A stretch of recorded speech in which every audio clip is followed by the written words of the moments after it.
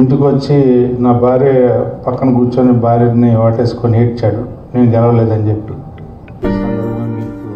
ఈ అంశాన్ని చెప్తాను. మీరు నన్ను ఏ రకంగా చూశారో, ఏ రకంగా నాకు వీళ్ళందరి యొక్క ఆశీస్సుల వల్ల నేను మీ అందరి ముందర ఉన్నాను వల్ల ఎప్పుడు మనం చేస్తున్నాం. అంటే ఎప్పుడు కూడా మనకి పదవి తమసాని చంద్రశేఖర్ గారి ఓ రోజు నాకు నువ్వు కాసేపు ఆపారు, ఓకేనా? నేను ఏమన్నప్పుడు గట్టిగా వెళ్తే అప్పుడు దాకా వేయకూడదు, సరేనా? రైట్, అగాలి. తమసాని చంద్రశేఖర్ గారు ఒకసారి నాకు ఫోన్ చేస్తే నేను దొరకలా. ఎన్నికలు అయిపోయినాయి. ఇందాక మన బాబు చెప్పినట్టుగా 175, 164 నాకు కూడా, నేను కూడా హ్యాపీగా ఉన్నా. నేనేమి ఆ క్షణాలు అయితే బాధపడ్డాను, కన్ఫ్యూజన్ అయ్యాను. మీకు అంత ముందరే చెప్పాను, మన మీటింగ్లో మళ్ళీ చెప్పి మిమ్మల్ని విసిగించదలుచుకోవాలి. అయితే తమసాని రవి గారు, చంద్రశేఖర్ గారి తమ్ముడు, ఎక్కడ ఉన్నారని అడిగాడు నన్ను. నీ ఇంటి దగ్గర ఉన్న బాబు అంటే ఇంటికి వచ్చాడు. అన్నయ్య మిమ్మల్ని కలవమన్నాడు, మీకు బాబు గారి నుంచి పిలుపు వస్తుంది, మీరు గౌరికి నో అనబాకండి. అన్నదమ్ములు ఇద్దరికీ నా మీద అనుమానం, ఎక్కడో ఏదైనా గౌరికి నో అంటాడేమో అని చెప్పి అనుమానం. మిమ్మల్ని ఎమ్మెల్సీ ఇవ్వబోతున్నారు, మీరు మాత్రం నో అనొద్దు అని చెప్పి చెప్పారు. సర్లేండి అని చెప్పాను. ఆయన చెప్పిన తర్వాత ఈయనకి ఫోన్ చేశాను. ఎవరికి? మన ఆనందబాబు గారికి.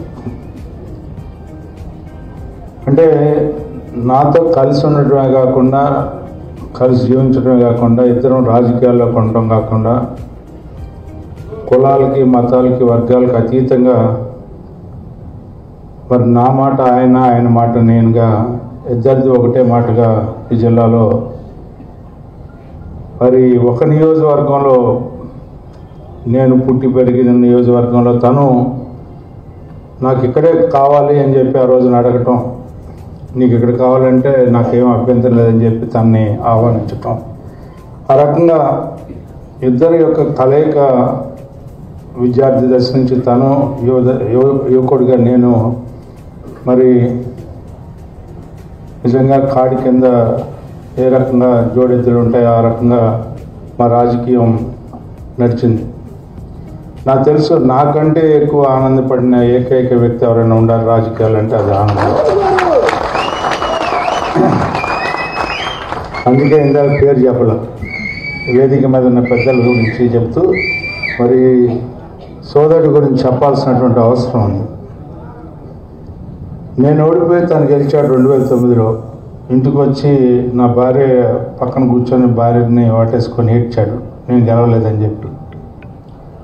ఆ రోజు నేను నువ్వు వెళ్ళి కలువు చంద్రబాబు నాయుడు అంటే నేను వెళ్ళను, నువ్వు నన్ను తీసుకెళ్తే వెళ్తానని చెప్పి మొండికేసి కూర్చున్నాడు ఆ రోజున. ఎందుకంటే నేను రాజకీయాల్లో చాలామంది చేశాను, గొప్పవాళ్ళు చేశారు. అయితే మర్చిపోలేనటువంటి వ్యక్తులు ఎవరంటే నా జీవితంలో మన కేంద్ర మంత్రి వర్యులు తమసాని చంద్రశేఖర్ గారు. ఎందుకంటే పుట్టినరోజు పెళ్ళికూడు లేకపోతే చదివేమని చెప్పి అనుకునే మన ప్రపంచంలో ఉన్నాం. అయిపోయిన తర్వాత ఎవరి పని వాళ్ళు చూసుకునే నాయకత్వం కూడా మనం చూసాం చాలా సందర్భాల్లో.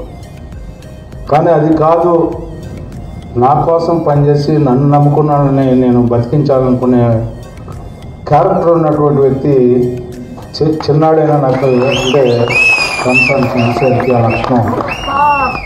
అది దాన్ని మనం గౌరవించాలి. అలాంటి వ్యక్తిని ఎప్పుడు కూడా కనీసం నేలకి మట్టి అంటకుండా చూడాలి అనే భావన మనందరికీ కలగాలని చెప్పి సందర్భంగా మీకు ఈ అంశాన్ని చెప్తున్నాను. మీరు నన్ను ఏ రకంగా చూశారో, ఏ రకంగా నా కోసం పనిచేశారో నాకు తెలుసు. అదేవిధంగా నా కోసం నాకు సీట్ రాకపోతే తను తలకాయ ఉంచుకొని కూర్చుంటాడు. అదేవిధంగా బాధపడతాడు, నేను తెచ్చుకోలేకపోయినా తీసుకొచ్చుకోలేకపోయినా అని చెప్పి నాకు కోసం పోరాడలేకపోయానని చెప్పి బాధపడినటువంటి వ్యక్తి ఆనంద్ బాబు.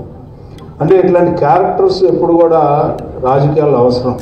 ఎందుకంటే 10 మందికి బతికించగలిగినటువంటి సమర్థత, శక్తి ఉన్నటువంటి వ్యక్తిత్వం ఉన్నవాళ్ళు మనకు కావాలి. వాళ్ళు ఎంతోమందిని చూస్తున్నాం. ఎందుకు కొంతమందిని గుర్తుపెట్టుకుంటాం అంటే రాజకీయాల్లో పక్కనాడి గురించి ఆలోచించగలిగిన శక్తి, సమర్థత ఉండి కూడా ఆ శక్తిని ఉపయోగించినటువంటి రాజకీయ నాయకుల్ని మనం ఈ ప్రాంతంలో కూడా చాలామందిని చూసాం. ఎన్నో పదవులు చేసిన వాళ్ళని చూసాం. వాళ్ళ కోసమే బతుకుతారు తప్పితే పక్కనాడి కోసం బతికేవాళ్ళని చాలా తక్కువ మందిని, అందుకే వాళ్ళ చరిత్రలో గుర్తుకు పెట్టుకుంటూ ఉంటారు. మనం ఎంతోమందిని చూస్తూ ఉంటాం. ఈ ప్రాంతంలో ఎంతోమంది నాయకులను చూసాం. 2-3 తప్పితే గుర్తుండరు ఇవాళకి కూడా. అలాంటి నాయకత్వ లక్షణాలు ఉన్నటువంటి 2 వ్యక్తులు, నాకు కుడి వైపు ఉన్న వ్యక్తి, ఎడమ వైపు ఉన్న వ్యక్తి, వీళ్ళిద్దరూ సామాన్యులు కాదు. నాకు చాలా తృప్తి. ఎందుకంటే ఒక రైతు బిడ్డగా పుట్టి అంచెలంచెలుగా ఎదిగి ఈ రాష్ట్ర రాజకీయాల్లో నాకంటూ ఒక పాత్రని ఏర్పరచుకున్నటువంటి వ్యక్తిగా నాకు ఇది వస్తుందని కూడా నేను అనుకోలే.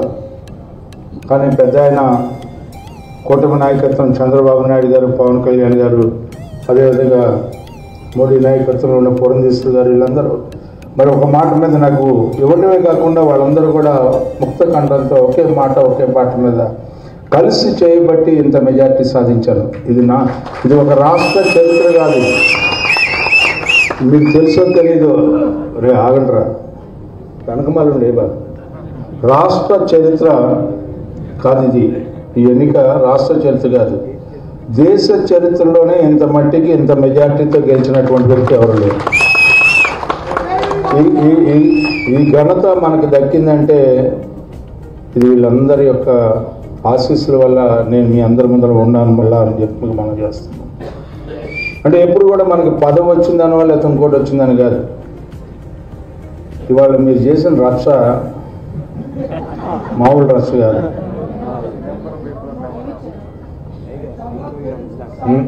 గుప్తా ఆగరా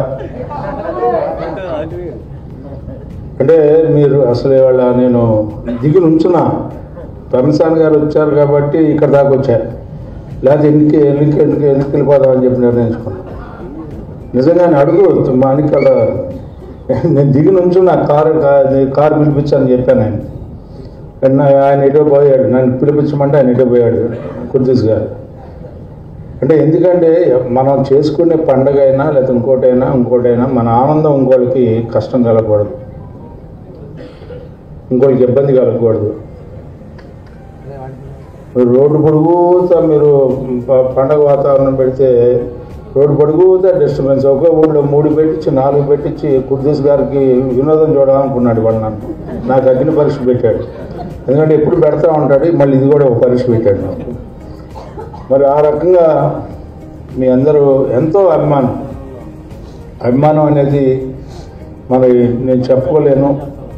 మీరు చూపించే అభిమానం కానీ, లేకపోతే దాదాపు నేను ఇన్ని సంవత్సరాలు రాజకీయాల్లోకి వచ్చిన వేమూరులో అట్లాగే ఇప్పటికి నేను 15 ఏళ్ళు అయి వదిలేసినా కూడా అక్కడున్న నాయకత్వం కానీ ఇక్కడున్న నాయకత్వం కానీ నా అనేది కాకుండా మరి అందరికీ కూడా మరి నా బాధ్యత. నాకు వివాదంగా ఉండాలని ఉండదు ఎవరితో కూడా. ఎవరన్నా ఉంచుకోవాలనుకున్నా కూడా అది వాళ్ళ విజ్ఞతగా వదిలేస్తాను. కానీ నేను ఒక్కటి మీ అందరికీ చెప్పేది ఏంటంటే, మీకున్నటువంటి చిత్తశుద్ధి పార్టీ పట్ల, మిమ్మల్ని చూస్తే మీకున్నటువంటి ఒక నమ్మకం, ఈ విశ్వాసం ఈ పార్టీ పట్ల మరి కొత్తగా నేను నిరంతరం కూడా మిమ్మల్ని చూసిన కొద్దీ కూడా నాకు ఇంకా శక్తి నాకు రావాలని చెప్పి కోరుకుంటా మీకు సేవ చేయడానికి. ఈ 6 ఏళ్ళు మిమ్మల్ని ఎక్కడ కూడా ఇబ్బంది పెట్టకుండా మీకున్న సమస్యల్ని పార్టీ పరంగా మన నాయకుడు కేంద్ర మంత్రివర్యులు చంద్రశేఖర్ గారు, అదేవిధంగా మన పక్కనున్న మనకి ఏది అవసరం వచ్చినా మనకి అండదండలు ఉండే ఆనంద్, మరి వీళ్ళిద్దరి యొక్క నాయకత్వం, అదేవిధంగా జనసేన నాయకులు మనోహర్ గారు, అదేవిధంగా వాళ్ళకి అధికారం ఉన్నా లేకపోయినా ఇక్కడ బీజేపీ నాయకత్వానికి ఎవరికి ఏది అవసరమైనా కూడా మనందరం కూడా కలిసి పనిచేద్దాం, ఎక్కడ విభేదం లేకుండా ఉండాలి. ఎందుకంటే మొన్న ముఖ్యమంత్రి గారు కూడా మాట్లాడినప్పుడు ఒక అంశాన్ని ఆయన కదిలించాడు.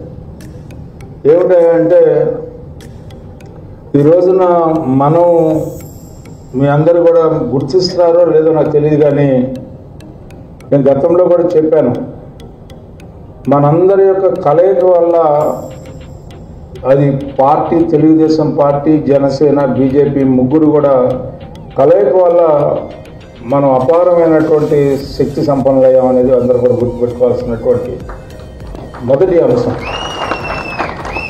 దానికి ఎక్కడ విఘాతం కలగకుండా మనం చూసుకోవాల్సిన అవసరం ఉంది.